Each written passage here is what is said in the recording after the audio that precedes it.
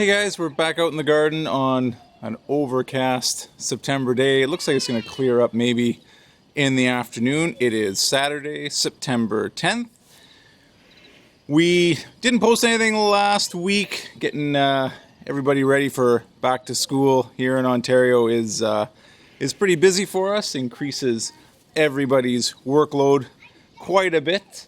That being said, we normally have a lot of the garden cleaned up by now, just so that we can avoid, there's just one less thing to do in September. However, with the late start, if we had done that, we wouldn't have had much of a green bean harvest, and so we decided to leave most of the things in the ground and just deal with them as they come this year. Unfortunately, that's going to mean cleaning up this garden when it's pretty chilly out, and that's a pretty miserable job. But I think the trade-off is going to be worth it. The weather in September so far has been pretty good. We had a few nights the first week of September that dipped down to about 1 or 2 degrees Celsius, which pretty much ended the zucchini, the patty pans, and quite a bit of the squash. So they've been taken out and cleaned up. The rest of the time has been, hovering about 5 or 6 degrees at night. So not too bad.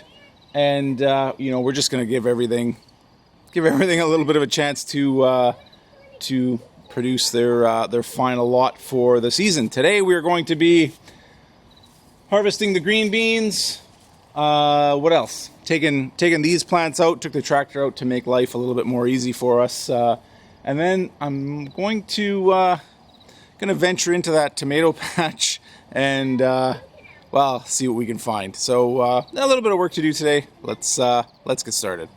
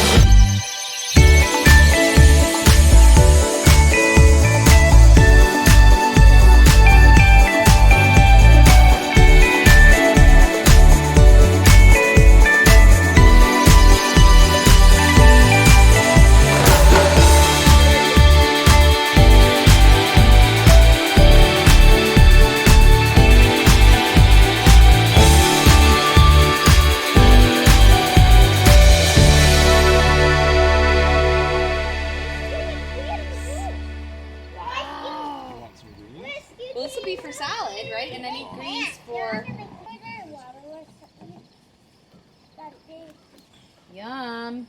Whoa! Look at that, girls!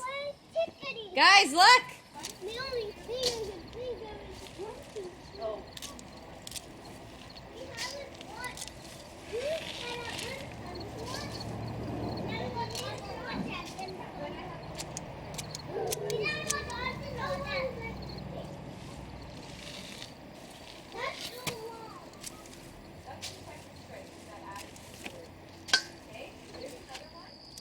All right, well, there we go.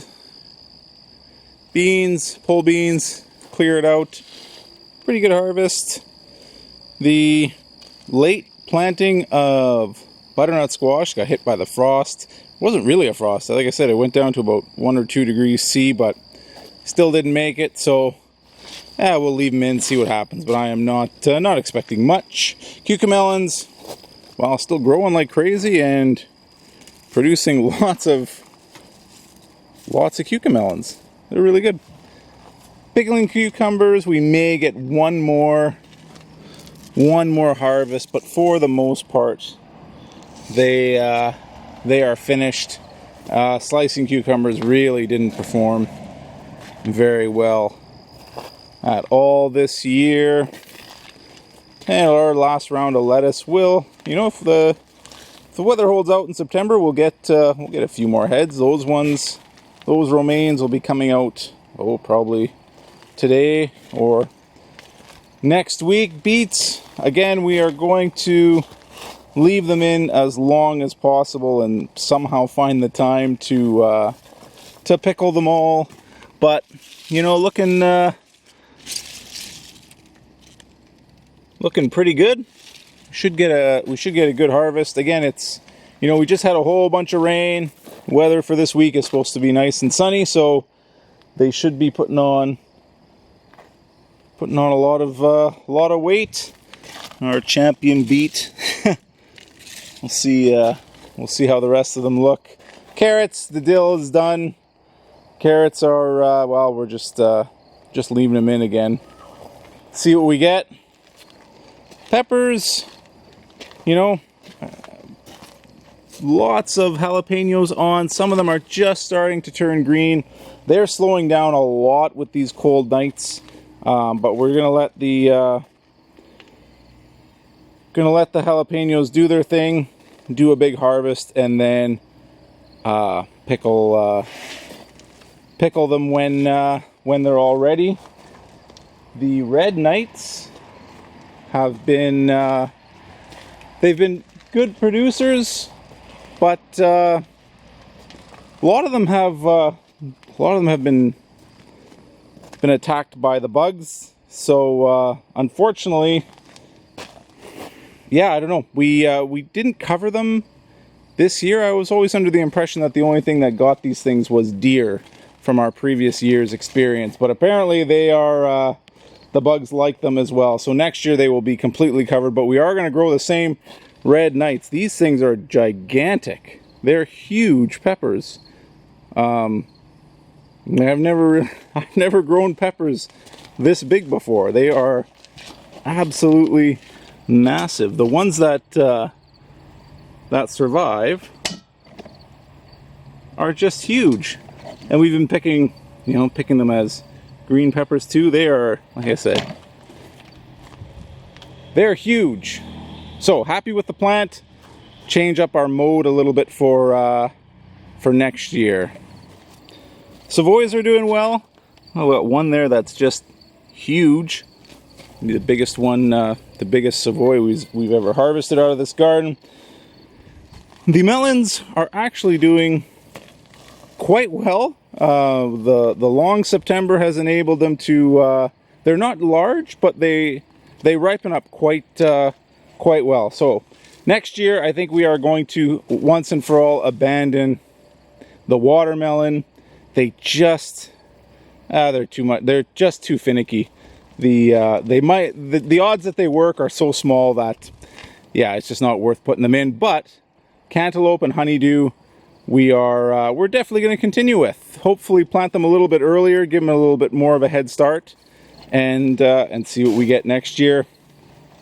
Between the frost and the wind, the mashed potato squash have kind of they're starting to end their life cycle, but that's okay.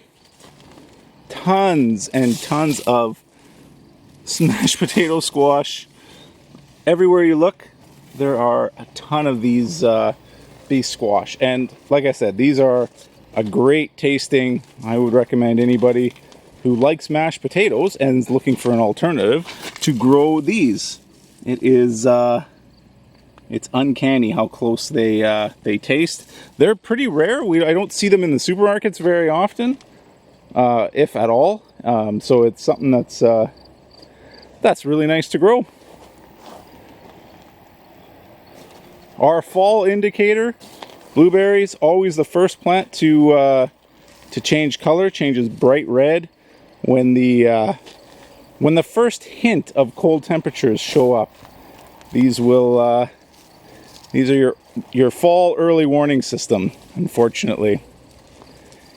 And tomatoes we harvested a little bit, but yeah, didn't work out. This whole arrangement didn't work out. We are going to go back to what works for us, back to putting tomatoes in the beds. You just have to walk around them so much. It's just way easier to do them in the 4-foot beds.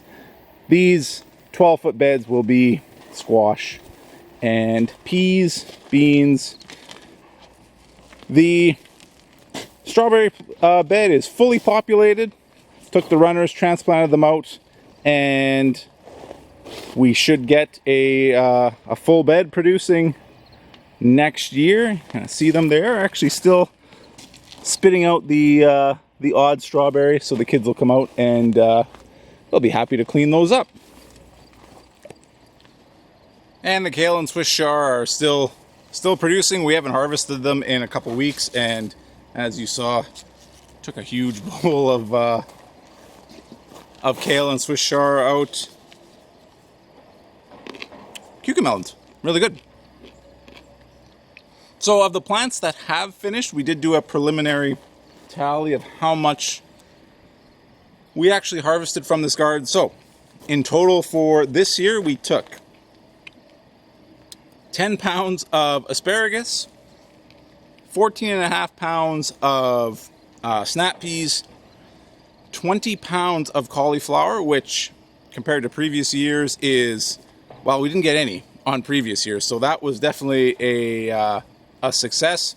We'll see next year if it was a fluke or not, but yeah, that for some reason that particular variety seemed to do quite well. So we got 16 heads, 20 pounds in total, 64.5 pounds of zucchini, which is it's kind of unbelievable. We had 3 zucchini plants, 60 pounds, almost 65 pounds in total. Again, for those, you gotta be, if you're doing 3 plants, 60 pounds is a lot.